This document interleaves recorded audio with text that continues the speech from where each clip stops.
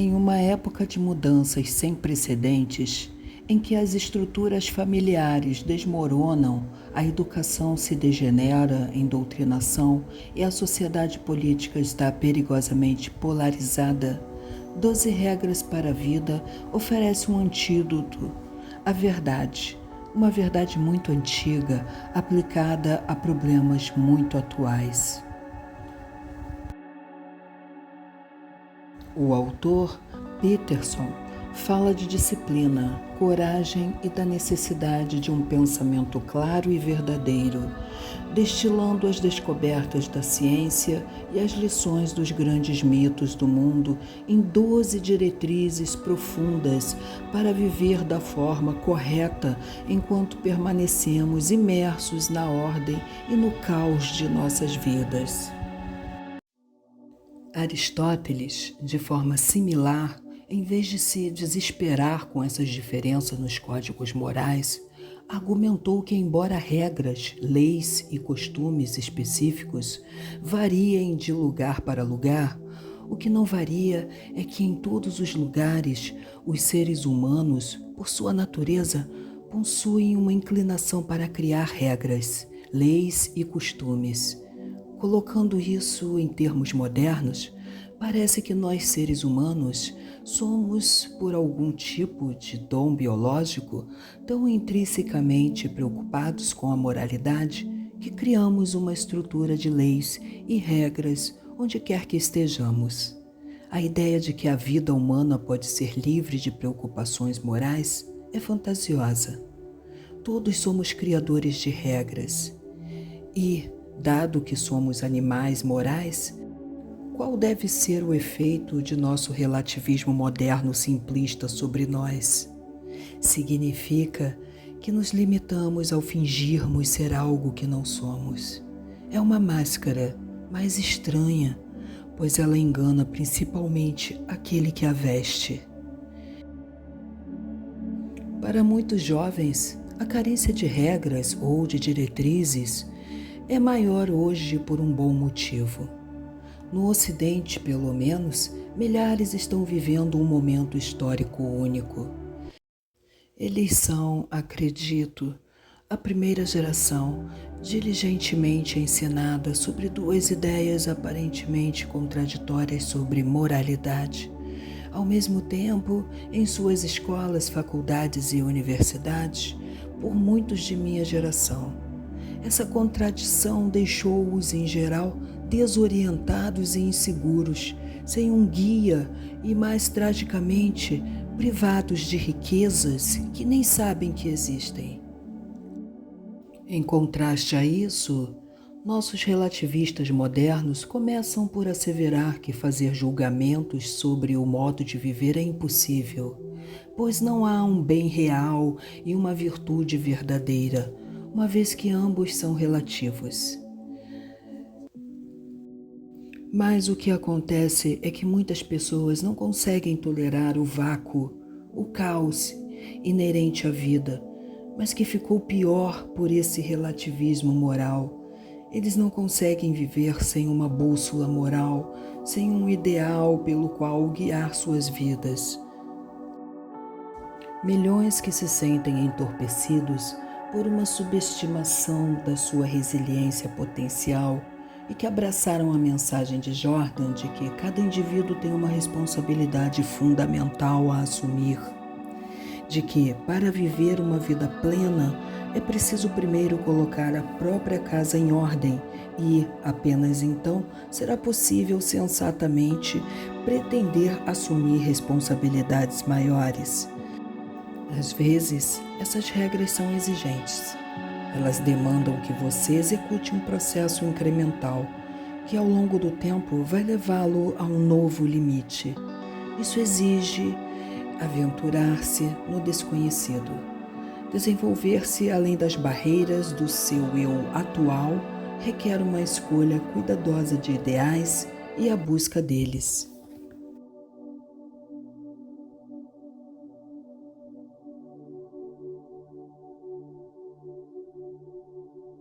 Regra 1. Costas eretas, ombros para trás. Há uma calculadora indescritivelmente primordial no fundo do seu ser, bem na base do seu cérebro, muito abaixo dos seus pensamentos e sentimentos. Ela monitora onde exatamente você está posicionado na sociedade. A parte ancestral do seu cérebro, especializada em avaliar a dominância, observa como você é tratado por outras pessoas. Com essa evidência, fornece uma determinação do seu valor e lhe designa um status. Se você é julgado pelos seus iguais como de pouca importância, a calculadora restringe a disponibilidade de serotonina. Isso faz com que você fique muito mais reativo, física e psicologicamente, a qualquer circunstância ou evento que possa produzir emoção, especialmente se for negativa. Essa reatividade lhe é necessária. As emergências são comuns na base e você deve estar pronto para sobreviver. Infelizmente, essa hiperreação física, esse estar alerta constantemente, consome muito dos seus preciosos recursos energéticos e físicos. Essa reação é o que todos chamam de estresse e, de forma alguma, é somente ou até mesmo primordialmente psicológica. Ela é um reflexo de restrições genuínas e circunstâncias infelizes. Ao operar na base, a antiga calculadora do cérebro entende que até mesmo o menor impedimento inesperado pode produzir uma cadeia incontrolável de eventos negativos com os quais você terá de lidar sozinho, uma vez que amigos prestativos são, de fato, raros nas posições à margem da sociedade. Levantar a cabeça, manter as costas eretas e os ombros para trás é aceitar a terrível responsabilidade da vida com os olhos bem abertos. Então, preste muita atenção em sua postura. Pare de se curvar e ficar se arrastando. Fale o que pensa. Apresente seus desejos como se tivesse direito a eles, pelo menos o mesmo direito que os outros. Caminhe de cabeça erguida e olhe firmemente para frente. Ouse ser perigoso. Encoraje a serotonina a fluir plenamente através dos caminhos neurais sedentos por sua influência calmante.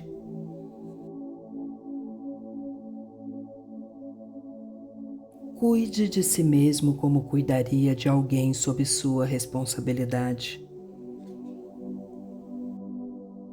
Aprendi 2 lições muito importantes com Carl Jung, o famoso psicólogo profundo suíço, sobre fazer aos outros o que gostaria que fizessem a você, ou amar o próximo como a si mesmo.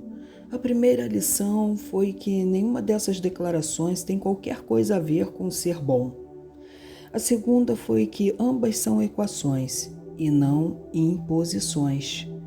Se sou amigo, familiar ou o amor de alguém, então estou moralmente obrigado a negociar o melhor possível em meu favor, assim como eles em favor deles.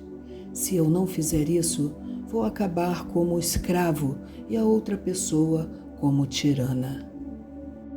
Não subestime seu poder de visão e direção. São forças irresistíveis que podem transformar o que aparentam ser obstáculos intransponíveis em caminhos transitáveis e oportunidades em potencial. Fortaleça o individual. Comece consigo mesmo. Cuide de si mesmo. Defina quem você é. Refine sua personalidade, escolha seu destino e articule seu ser. Como o grande filósofo alemão do século XIX, Friedrich Nietzsche, observou brilhantemente: aquele cuja vida tem um porquê pode suportar quase todos os comos.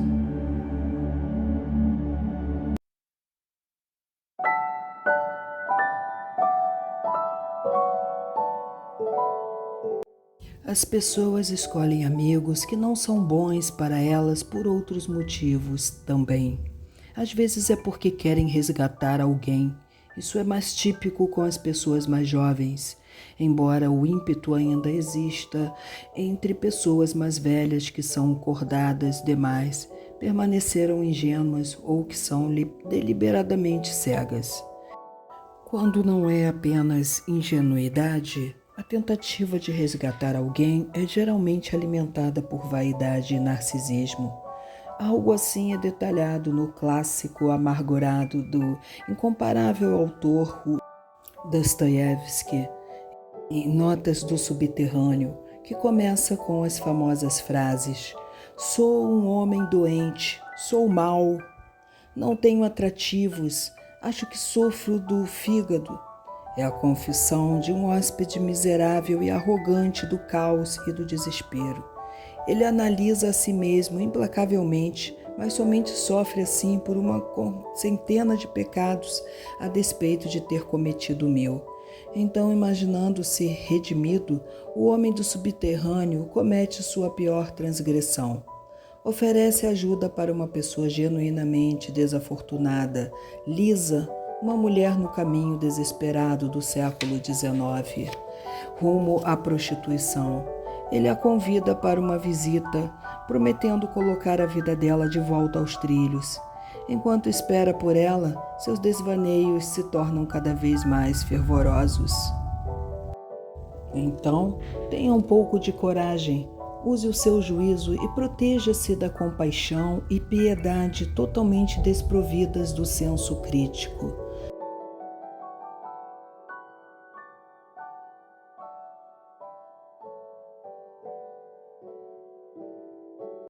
Quando seu crítico interno o põe para baixo usando tais comparações, ele opera da seguinte maneira: primeiro, seleciona um domínio de comparação arbitrário e singular, fama, talvez, ou poder. Depois age como se esse domínio fosse o único relevante. Então, ele o compara desfavoravelmente a alguém realmente extraordinário dentro daquele domínio. Ele pode levar esse último passo ainda mais longe, usando o espaço intransponível entre você e seu alvo de comparação como evidência para a injustiça fundamental da vida. Dessa maneira, sua motivação para fazer qualquer coisa pode ser efetivamente minada. Aqueles que aceitam essa abordagem de autoavaliação certamente não podem ser acusados de facilitar as coisas para si mesmo, mas dificultar demais também é um problema. Para começar, não há apenas um jogo para vencer ou fracassar. Há muitos jogos, e mais especificamente muitos jogos bons, que combinam com seus talentos, que o envolvem produtivamente com outras pessoas e que se mantêm ou até se aperfeiçoam ao longo do tempo.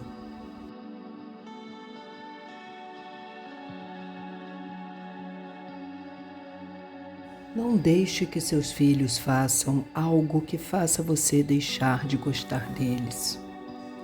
Dizem que cada indivíduo é seguidor consciente ou inconsciente de algum filósofo influente. A crença de que as crianças têm um espírito intrinsecamente imaculado, deturpado apenas pela cultura e pela sociedade, deriva em grande parte do filósofo suíço do século XVIII, Jean-Jacques Rousseau. Ele acreditava fervorosamente na influência corruptora tanto da sociedade humana quanto da propriedade privada. Ele alegava que nada era tão gentil e maravilhoso quanto o homem em seu estado pré-civilizado. Precisamente na mesma época, percebendo sua falta de habilidade como pai, ele abandonou 5 dos seus filhos aos cuidados ternos e fatais dos orfanatos da época. Socializar a criança rapidamente é importante. Se uma criança não foi ensinada a se comportar corretamente, até os 4 anos, terá para sempre dificuldades em fazer amigos. A literatura científica é muito clara a esse respeito.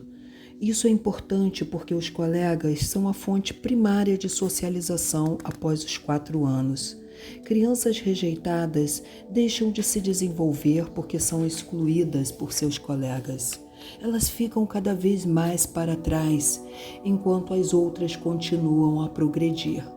Dessa forma, a criança sem amigos, com muita frequência, torna-se o adolescente adulto solitário, antissocial ou deprimido. Isso não é bom. A parcela de nossa sanidade derivada de uma imersão positiva em uma comunidade social é muito maior do que normalmente percebemos. Devemos ser continuamente relembrados a pensar e agir corretamente. Quando nos desviamos, as pessoas que se importam conosco e nos amam nos dão pequenas cutucadas para nos colocar de volta no bom caminho. Então, é melhor termos algumas dessas pessoas por perto. Afinal de contas, você ama seus filhos. Se as ações deles fazem com que você deixe de gostar deles, pense qual será o efeito delas em outras pessoas que se importam muito menos com eles do que você. Essas outras pessoas os punirão severamente por omissão ou ação. Não permita que isso aconteça. É melhor que seus monstrinhos saibam o que é desejável e o que não é, para que se tornem habitantes esclarecidos do mundo fora da família.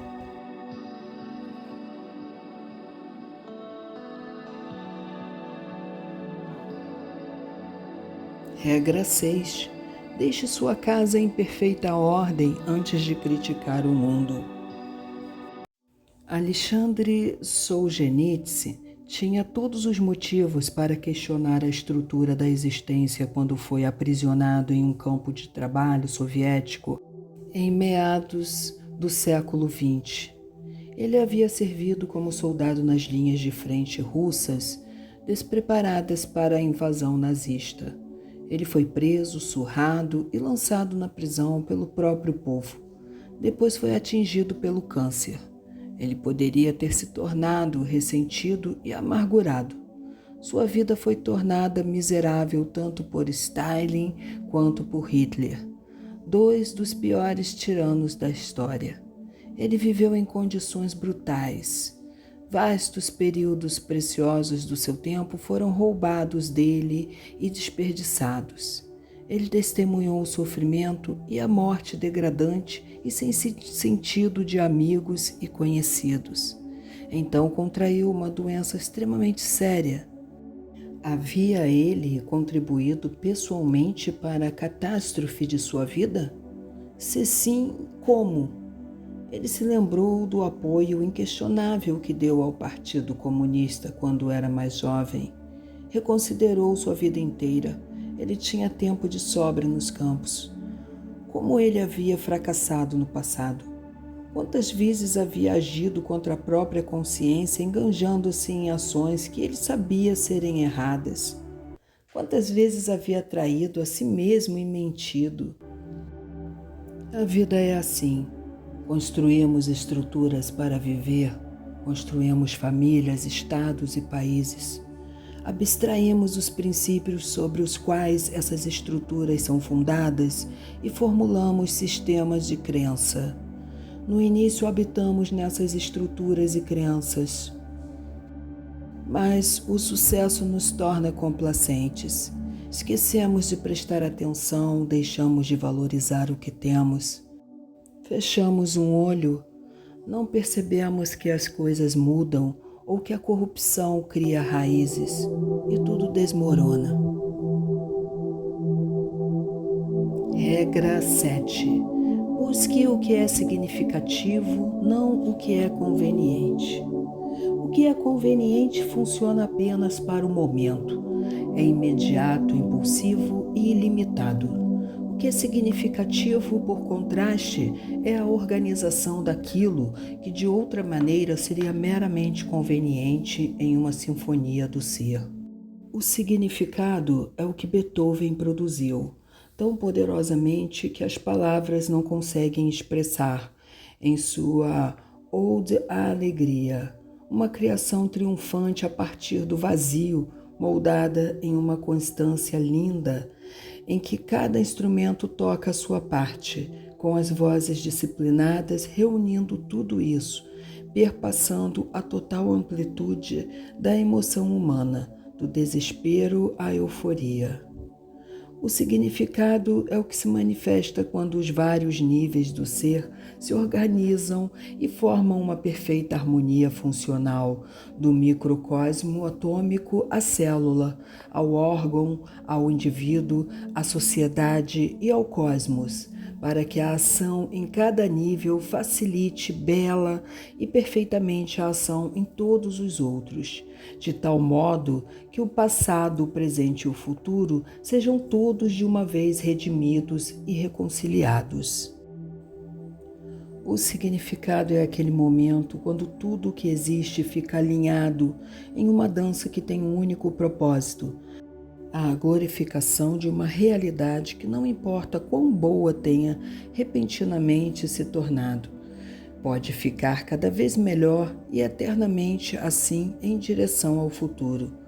O significado acontece quando a dança se torna tão intensa que todos os horrores do passado, todas as terríveis batalhas pelas quais toda a vida e toda a humanidade passaram até esse momento, tornem-se uma parte necessária e válida da tentativa cada vez mais bem-sucedida de construir algo verdadeiramente poderoso e do bem. O significado é o equilíbrio máximo entre, de um lado, o caos da transformação e da possibilidade, e do outro, a disciplina da ordem incontraminada, cujo propósito é gerar a partir do caos uma ordem que será ainda mais imaculada e capaz de produzir um caos e uma ordem ainda mais produtivos e equilibrados. Busque o que é significativo, não o que é conveniente.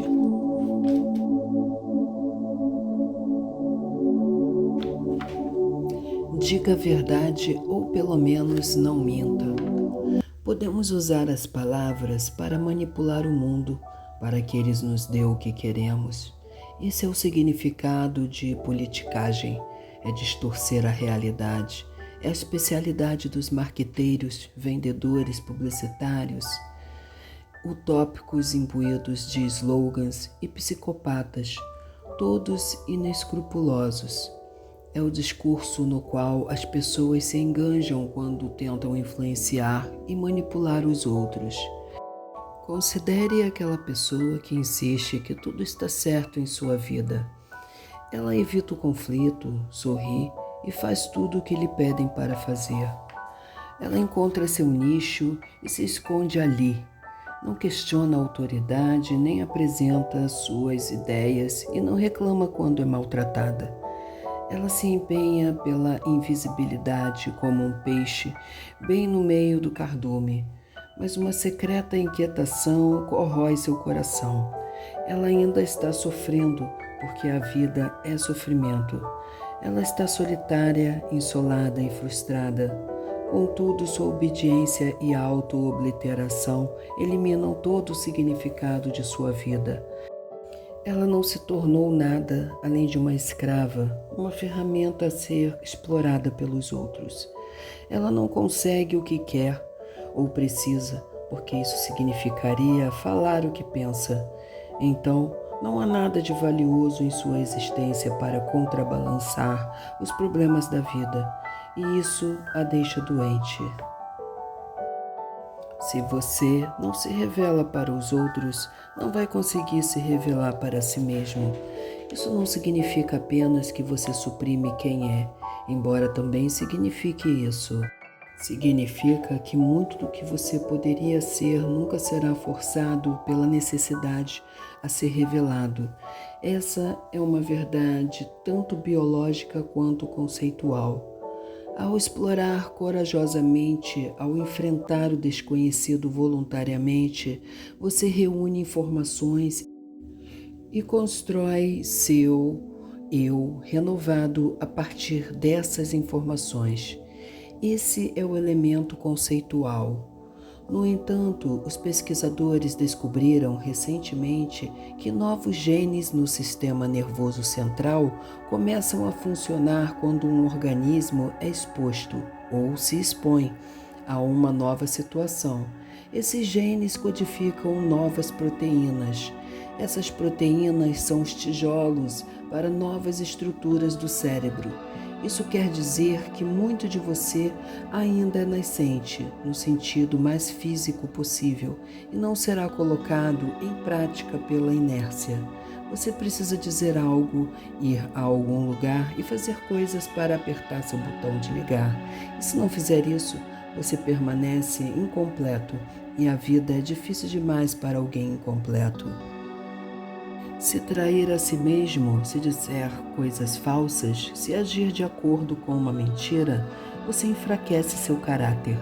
Se tiver um caráter fraco, a adversidade o derrubará quando surgir, e ela surgirá inevitavelmente. Vai tentar se esconder, mas não haverá mais nenhum lugar em que se esconder, e então você se verá fazendo coisas terríveis.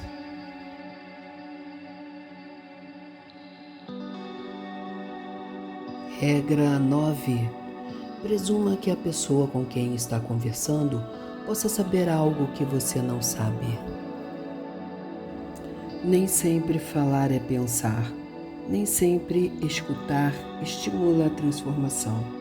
Há outros motivos para ambos, alguns dos quais produzem muitos resultados menos valiosos, contraprodutivos e até perigosos. Escute aqueles com quem está conversando e a si mesmo. Sua sabedoria consistirá, então, não no conhecimento que já possui, mas na busca contínua por conhecimento, a forma mais elevada de sabedoria. É por essa razão que a sacerdotisa do oráculo de Delfos, na Grécia Antiga, falava de Sócrates com muita consideração, pois ele sempre buscou a verdade.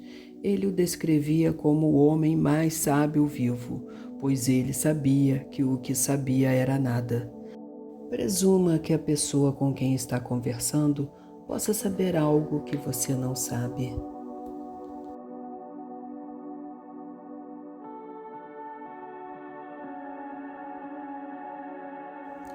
Regra 10. Seja preciso no que diz. Identificar as coisas com atenção e linguagem cuidadosas, você as apresentará como objetivos viáveis e disciplinados, distinguindo-as de sua interconectividade oculta quase universal. Você as simplifica, você as torna específicas e úteis e reduz sua complexidade. Você torna possível conviver com elas e as usa sem sucumbir a tanta complexidade, junto com a incerteza e a ansiedade que as acompanham. Se deixar as coisas indefinidas, nunca saberá o que é uma coisa ou outra. Tudo se misturará com todo o resto. Isso torna o mundo complexo demais para ser enfrentado. Regra 11. Não incomode as crianças quando estão andando de skate. A compaixão como um vício. Muitas das clientes do sexo feminino a que atendo, talvez até a maioria em minha clínica, têm problemas na vida profissional e familiar. Não porque sejam agressivas demais, mas porque não são o bastante.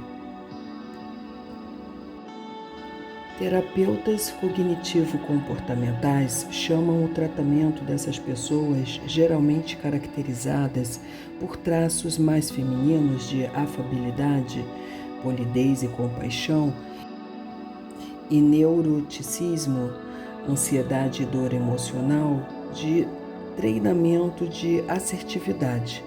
Mulheres insuficientemente agressivas e homens, embora sejam mais raros, fazem demais pelos outros. Tendem a tratar as pessoas à sua volta como se fossem crianças desamparadas. Tendem a ser ingênuas. Presumem que a cooperação deveria ser a base de todas as transações sociais e evitam o conflito, o que significa que evitam confrontar os problemas em seus relacionamentos e no trabalho. Elas reiteradamente se sacrificam pelos outros.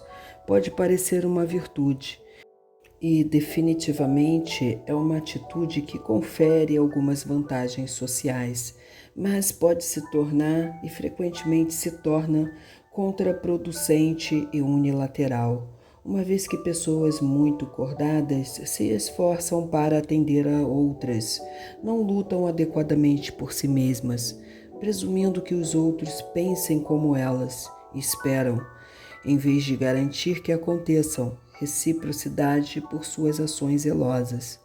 Quando não acontecem, elas se calam. Não exigem ou não conseguem exigir reconhecimento de forma clara. O lado obscuro de suas personalidades emerge, decorrente de sua submissão, e elas se tornam rancorosas.